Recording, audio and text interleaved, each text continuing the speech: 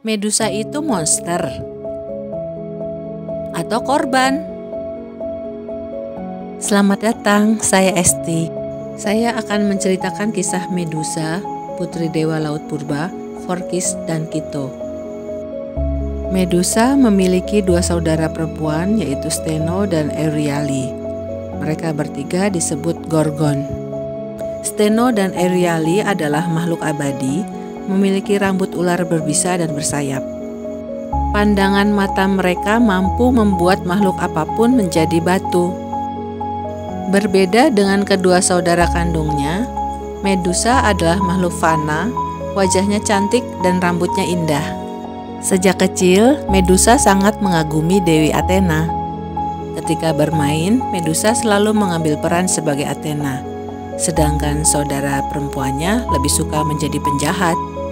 Medusa juga bermain bersama Iphikles, sahabatnya.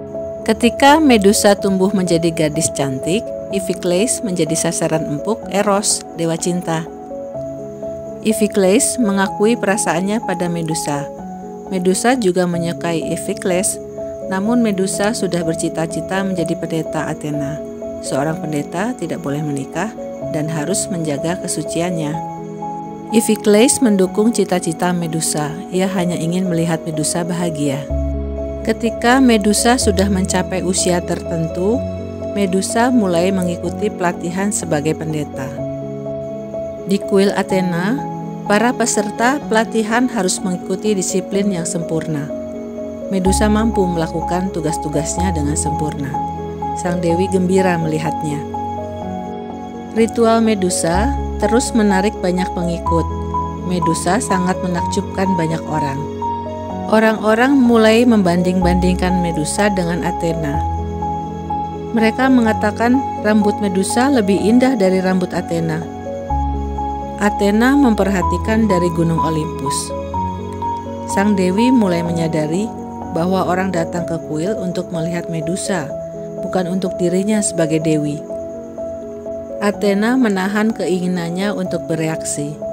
Diam-diam, Poseidon memperhatikan kegelisahan Athena. Poseidon dan Athena pernah berebut menjadi dewa atau dewi pelindung kota paling megah di Yunani. Athena berhasil mengambil hati penduduk kota, sehingga kota itu diberi nama kota Athena. Poseidon tidak senang dan sering mencoba menjatuhkan Athena.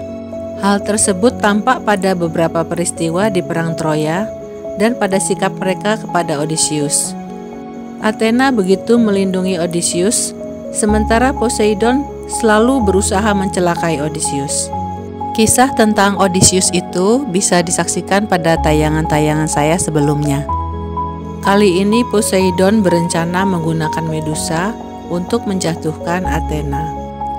Sebetulnya, sebagai putri dewa laut purba, Medusa seharusnya memberi kesetiaannya pada Poseidon sebagai penguasa laut dan bukan pada Athena. Hal ini pula lah yang menyebabkan Poseidon menginginkan Medusa. Selain karena Medusa cantik, juga karena persaingannya dengan Athena. Pada suatu hari, ketika Medusa sedang berjalan-jalan sendiri di pantai, tiba-tiba terdengar seseorang memanggil namanya dari arah laut. Kemudian muncullah Poseidon. Sang dewa menggunakan pesonanya untuk merayu dan menggoda Medusa. Medusa menolak Poseidon. Karena beberapa kali ditolak, Poseidon memutuskan untuk menyerang dan memaksa Medusa. Medusa yang putus asa lari ke kuil Athena untuk mencari perlindungan. Iphikles berusaha menghalangi Poseidon, namun Poseidon dengan satu kali pukulan langsung melumpuhkan Iphikles. Apa daya, Poseidon berhasil meraih tubuh Medusa dan kemudian merenggut kesucian Medusa secara paksa di depan patung Athena di dalam kuil. Setelah kekerasan berakhir, Athena muncul. Alih-alih menghukum Poseidon, Athena memutuskan menghukum pendetanya yang tidak suci lagi. Menghukum Poseidon adalah suatu hal yang mustahil bagi Athena. Poseidon adalah penguasa lautan dan merupakan tiga besar dewa utama atau dewa terkuat di samping Zeus dan Hades. Athena menganggap Medusa telah menggoda Poseidon dan membawa aib bagi kuil dan Dewi Athena.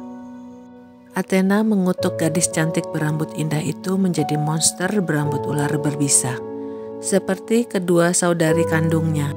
Sejak saat itu, siapapun yang menatap mata Medusa langsung berubah menjadi batu. Sementara itu, Iphikles tersadar. Ia kemudian mencari Medusa dan menemukannya sedang menangis dalam kegelapan. Medusa meminta Iphikles tidak mendekatinya. Kemudian Medusa pergi meninggalkan tempat itu. Medusa kemudian bersembunyi di sebuah reruntuhan kuil di sebuah pulau. Terisolasi, Medusa terpaksa memakan hewan kecil untuk bertahan hidup. Sementara reputasinya sebagai monster semakin melegenda. Banyak pejuang berusaha menangkapnya, namun tidak ada yang kembali. Semua menjadi batu.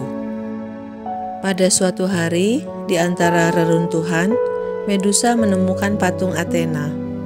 Penemuan ini menghidupkan kembali ritual-ritual yang pernah ia lakukan dulu.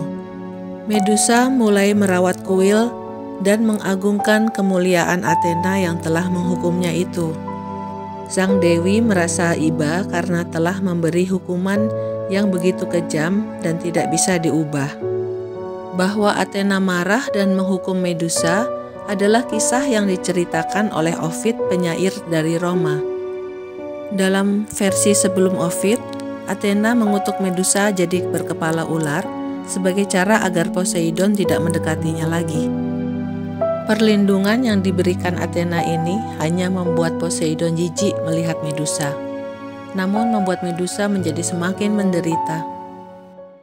Sementara itu, di suatu tempat, di waktu yang berbeda, seorang peramal mengatakan kepada Raja Argos, yaitu Akrisios, bahwa ia harus berhati-hati karena pada suatu hari cucunya akan membunuhnya.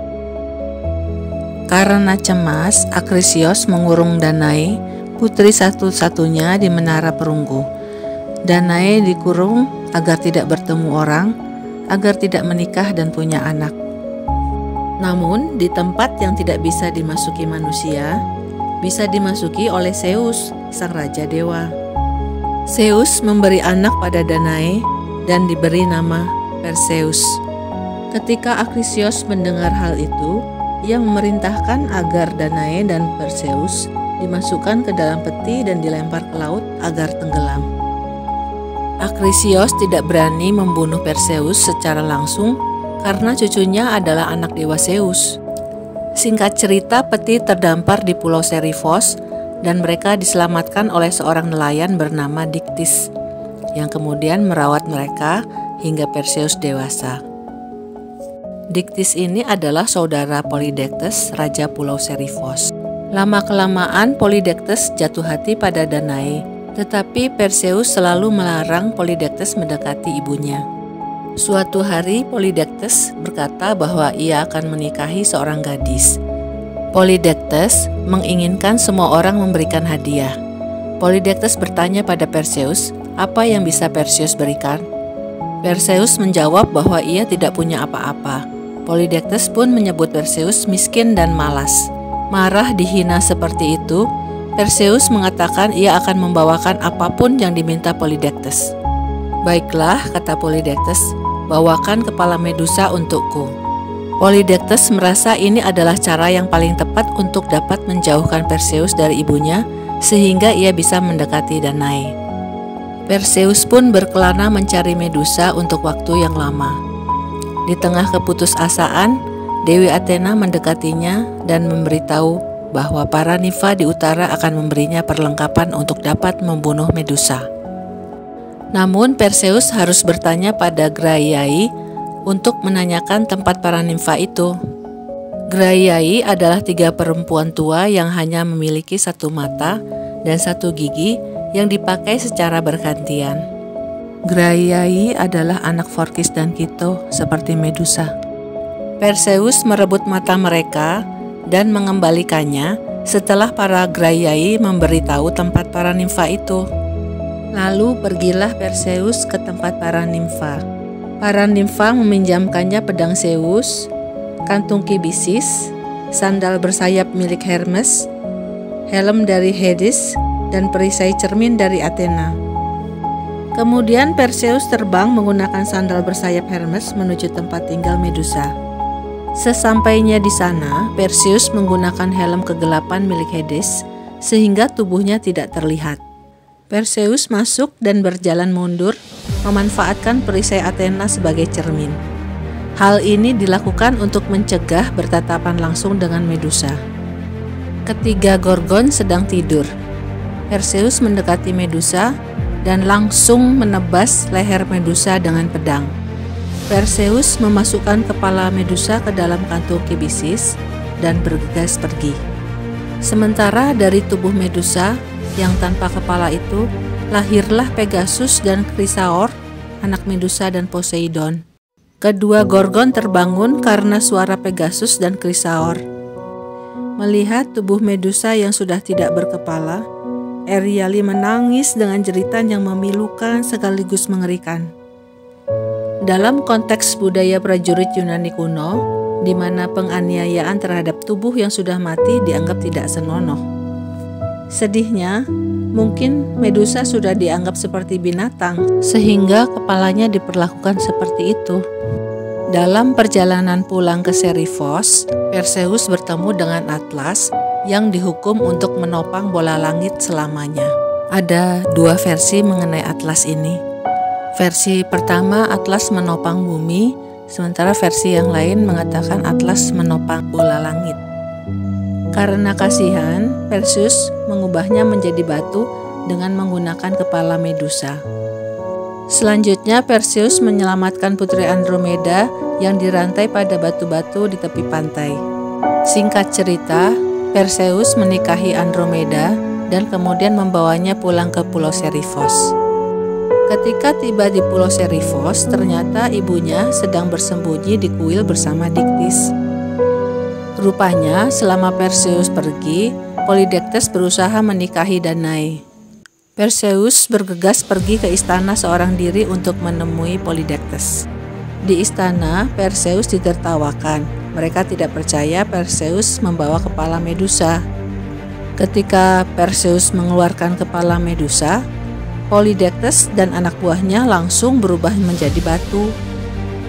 Karena Perseus tidak membutuhkan kepala Medusa lagi, kepala Medusa itu ia serahkan kepada Dewi Athena. Perseus juga mengembalikan benda-benda yang ia pinjam dari para dewa dan dewi. Sementara itu, kepala Medusa dipasang pada perisai Aegis. Perisai Aegis ini adalah perisai milik Zeus yang sering dipinjam oleh Athena. Pengabdian tulus dari Medusa kepada dewi pujaannya berakhir memilukan. Medusa tidak pernah menyakiti siapapun, apalagi menyakiti Iphikles, sahabatnya, yang akhirnya juga menjadi batu ketika berusaha mendekati Medusa di dalam kuil. Kasihan Medusa, bahkan para dewa pun bersatu membantu Perseus untuk membunuh Medusa. Ada sebuah pendapat yang mengatakan bahwa Athena membantu Perseus membunuh Medusa adalah untuk tujuan mengakhiri penderitaan Medusa. Mungkin setelah kematian Medusa, arwahnya sedikit terhibur dengan dipasangnya kepala Medusa pada perisai Aegis, perisai yang sering dipakai oleh Dewi Athena pujaannya.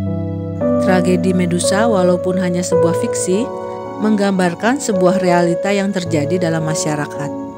Alih-alih menyalahkan pelaku, korban perkosaan sering disalahkan dan dianggap menggoda pelaku. Korban kadang disalahkan karena cara berpakaian atau karena berada di tempat sepi di malam hari misalnya. Padahal ada banyak kejadian korban menggunakan pakaian yang sangat sopan dan tertutup. Seseorang berada di tempat sepi di malam hari bisa karena berbagai sebab. Maka sebaiknya kita berhenti menyalahkan korban, karena pelakulah yang harusnya disorot dalam hal ini. Dalam video ini kita juga melihat bahwa di balik seseorang yang nampak mengerikan, ada kepahitan hidup yang telah ia alami. Kita tidak pernah tahu dengan pasti kepahitan hidup apa yang telah dialami oleh setiap orang yang kita jumpai.